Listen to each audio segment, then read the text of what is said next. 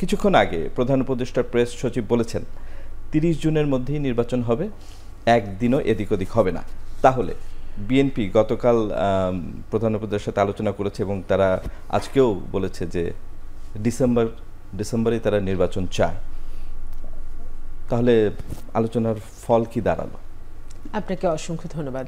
আমরা আসলে গত কয়েকদিন ধরে গভীর মনোযোগে লক্ষ্য করছিলাম চিফ অ্যাডভাইজারের অফিস থেকে যে কথাগুলো বলা হচ্ছে সেগুলো, পাল্টা রাজনৈতিক দলগুলো যে বক্তব্য দিচ্ছে সেগুলো, এবং আমরা আশা করেছিলাম যে রাজনৈতিক দল ২৩টি রাজনৈতিক দল তাদের সঙ্গে বসবার পরে আমরা মোটা দাগে কিছু আশাবাদের কথা শুনতে পারবো।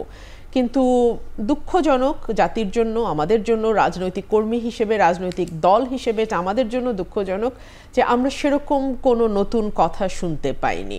চিফ অ্যাডভাইজার উনি পদত্যাগ করতেও প্রস্তুত বলে আমরা শুনেছিলাম যে উনি পদত্যাগ করবেন যদি এরকম চলতে থাকে, কিন্তু তারপরে উনি কিছুতেই একটা রোড ম্যাপ কেন যেন দিতে পারছেন না। এবং এটা যে কেবলমাত্র বিএনপির দাবি তাও কিন্তু নয়, এটা অন্যান্য রাজনৈতিক দল, জামাত এবং অন্যান্য যে রাজনৈতিক দল, তারাও কিন্তু একটা নির্বাচনের ব্যাপারে মানে একটা মোটা দাগে একটা সময়ের ব্যাপারে জানতে চাইছে। কারণ আপনি যখন ডিসেম্বর থেকে জুন বলবেন সেটা ১৮০ দিনের ব্যাপার এবং ৬ মাস, ইটস আ লং টাইম। এবং বাংলাদেশের সার্বিক প্রেক্ষাপট যদি আপনি বিবেচনায় নেন, আপনি জানেন যে জানুয়ারি ফেব্রুয়ারির পর, ডিসেম্বর জানুয়ারি ফেব্রুয়ারি, এটা হচ্ছে নির্বাচনের আদর্শ সময়। এরপরে ঈদ একটার পর একটা শুরু হয়, রমজান আসে, আমাদের বাচ্চাদের পরীক্ষা শুরু হয়ে যায়, এসএসসি এইচএসসি পরীক্ষা হয় এবং বর্ষাকাল। সো সকল কিছু মিলিয়ে যখন জুন, ৩০শে জুন কথাটা বলা হয়, উইচ ইজ অলমোস্ট 1 জুলাইয়ের কাছাকাছি, তখন আসলে আমাদের সামনে নেক্সট নভেম্বর বা ডিসেম্বরের ছবি আসে। আমরা এর আগে বলতে জুন বা মে এটা আসলে আমরা বুঝতে পারি না। মানে মনে হয় যে নির্বাচনকে প্রলম্বিত করার চেষ্টা, এবং আমরা না ঠিক বুঝতে পারছি না। এটা যদি শেখ হাসিনা হতো আমরা বুঝতে পারতাম, কারণ উনি যে কোনোভাবে ক্ষমতায় থাকতে চাইছেন। তাহলে কি এই সরকারটি সেই একই পদাঙ্ক অনুসরণ করছে? এই প্রশ্ন তো আসতেই পারে যে বিএনপি তার নেতৃত্বের প্রতি সমর্থনও জানিয়ে এসেছে গতকালের বৈঠকে। একদম ডে 1 থেকে বিএনপির অ্যাক্টিং চেয়ারম্যান, বিএনপির স্ট্যান্ডিং কমিটির সদস্য প্রত্যেকে কিন্তু একটা কথা বলেছেন, এই সরকার আমাদের সরকার, এই সরকারকে সার্বিক সহযোগিতা আমরা দিয়ে যাব। এবং আপনি চিন্তা করে দেখেন, being the largest political party, BNP যদি তার সমর্থন অব্যাহত না রাখত, সরকার কি সত্যি ৯.৫ মাস রান করতে পারত দেশটি? পারত না। কিন্তু আমরা কিন্তু প্রতিদিন দেখেছি কোথাও না কোথাও মানুষ বিভিন্ন দাবি দেওয়া নিয়ে বসছে। এমনও হয়েছে লাস্ট ফিউ উইকস আমরা দেখেছি ৩ জায়গায় বসে গেছে, 4 জায়গায় বসে গেছে, ঢাকা সিটি ডেডলক হয়ে গেছে। এখানে যদি বিএনপিও যুক্ত হতো, ইশরাকেরও ইনসিডেন্টটা বাদ দিয়ে বিএনপিও যদি এর সঙ্গে যুক্ত হতো, এই সরকারের পক্ষে অসম্ভব হয়ে যেত।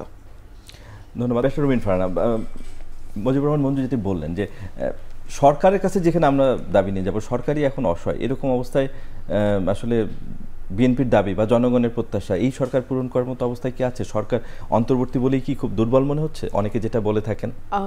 মঞ্জু ভাইয়ের শেষ কথাটা দিয়ে আমি শুরু করি। মঞ্জু ভাই বলেছেন যে অন্তর্বর্তীকালীন সরকারের প্রধান উপদেষ্টা বলছেন যতদিন পর্যন্ত স্টেবল না হয় সিচুয়েশন, তার ততদিন কমফোর্টেবল না হয়, ততদিন পর্যন্ত আমি ইলেকশন দেব না, দরকার হয় আমি কুইট করব।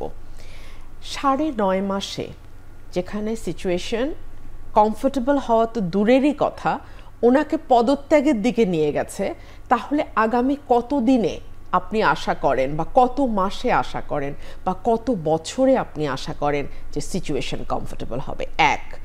২ হলো, এটি তো একটি অন্তর্বর্তীকালীন সরকার, এই সরকারটি কোনো রাজনৈতিক দলের দ্বারা গঠিত হয়নি, এই সরকারটি আগামীতে নির্বাচন করবে না বলেই আমরা বিশ্বাস করি, তাই না? সুতরাং এই সরকারটির সঙ্গে অন্য পলিটিক্যাল পার্টিগুলোর এই দূরত্ব কেন হবে? আমি যদি প্রশ্ন করি, লার্জেস্ট পলিটিক্যাল পার্টি বিএনপি, উনি পদত্যাগ করবেন বা উনি দুঃখিত হয়েছেন, আবেগ থেকে বলেছেন, কিংবা উনি ওনার দীর্ঘ ব্যর্থতার ফিরিস্তি দেখে মনে হয়েছে যে আই শুড কুইট নাও, এই কথাটি উনি বললেন কাকে বা কার মাধ্যমে আমরা সবাই জানলাম?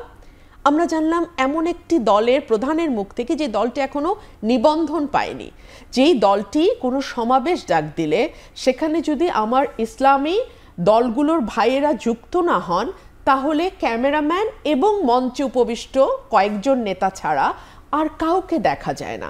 সেই দলটি ওনার এত আপন হয়ে গেল, এটা তো অন্য রাজনৈতিক দলের কর্মী হিসেবে আমাদেরকে আঘাত করে, কারণ উনি তো রাষ্ট্রের অভিভাবক এই মুহূর্তে, তাই নয় কি? এবং উনি কোনো দলীয় পরিচয়ও বহন করেন না।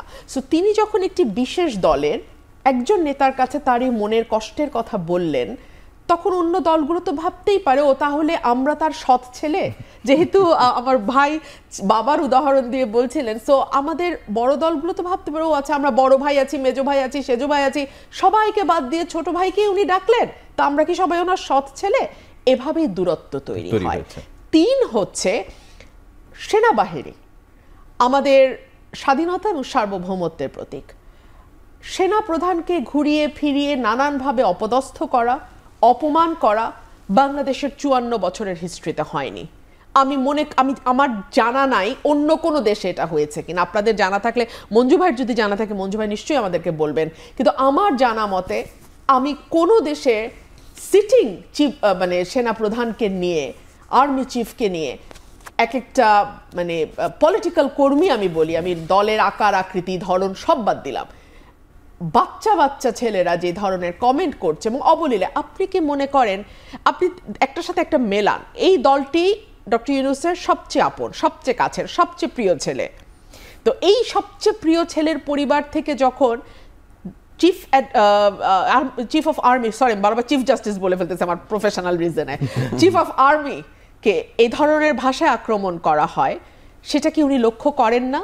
উনি কি তার সন্তানদের মানে কন্ট্রোল করতে পারেন না বা ওয়ার্নিং দিতে পারেন না যে এভাবে রাষ্ট্রের স্টেবিলিটি নষ্ট হয়ে যায়? তাই না? 2 জন ছাত্র চিফ অফ আর্মি স্টাফের সাথে দেখা করলো, বাইরে আসলো, যাতা বলল। How can this happen? এবং এটা উনি হতে দিলেন। সো আমার কাছে মনে হয় কি, ইচ্ছাটা খুব জরুরি। আপনি প্রশ্ন করছিলেন না যে সরকার দুর্বল কিনা, সরকারের কি সবল হওয়ার ইচ্ছা আছে কিনা, 1। 2 হলো সরকার কি দুর্বলতার ভান করছে? না, আমি ওই সরকার চাই না যেই সরকার হাসিনার মতো পয়েন্ট ব্ল্যাঙ্ক গুলি করতে বলে, যেই সরকার হাসিনার মতো গুম করে কিংবা ল এনফোর্সমেন্ট এজেন্সিকে হত্যাকাণ্ডের সঙ্গে জড়িত করে, আমি সেরকম সরকার চাই না। কিন্তু যেই সরকার রিজনেবল বল প্রয়োগ করতে ব্যর্থ হয়, যেই সরকার মবের কাছে বারবার নতি স্বীকার করে, এইরকম সরকারও তো আমি চাই না। ধন্যবাদ রুবিন ফারহানা। আমরা একটা বিরতিতে যাওয়ার সময় এসে, বিরতিতে যাওয়ার আগে মঞ্জু আপনার কাছে একটা প্রশ্ন রেখে যেতে চাই, যেটা ব্যারিস্টার রুবিন ফারহানা বললেন যে কারো প্রতি পক্ষপাত দেখাচ্ছে অন্তর্বর্তী সরকার। দল, আমরা তো জানতাম দল নিরপেক্ষ সরকার এবং অভ্যুত্থানের ফসলই সরকার, তাহলে দল নিরপেক্ষ সরকার কি পক্ষপাত দুষ্ট হয়ে গেল এই 9 মাসে? আজকে আমরা এই কথাটা তুলেছি, বিরতির পরে এসে আমি আপনার কাছে উত্তরটা